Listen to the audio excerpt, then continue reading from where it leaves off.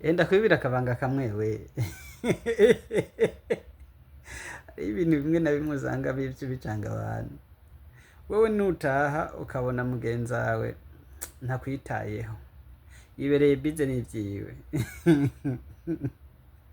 Bro, nuzohirigwa urashuha umutwe, menya ko hariya ku ruhande hariho mugenzi wawe. Rero ivyo umaze kubona bimaze kugenda mwe nuko ntibizohirigwa biragucanga mu mutwe.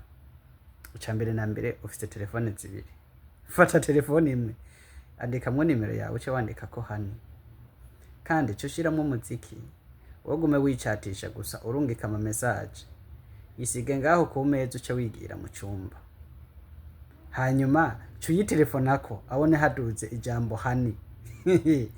Njuti uzovayo amaso yafyutse agomba gukoroka, hanyuma azoca akubaza ati uwo Hani nawe ninde? Wazoca umwishura ati igituma nshika ntunyakire ukibera wokipe na telefone, nanje hariho abandi bahani bashobora kumpakeya nk'izo.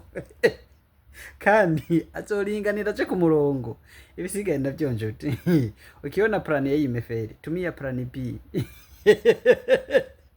Izingo nizo kuzanazana no kuri kw'Imana, naho nyene ntuzosoneshe n'urushinge ku maboko, uzogende kurondera abakorodone nibo bazobigushonera kugira ngo bigume.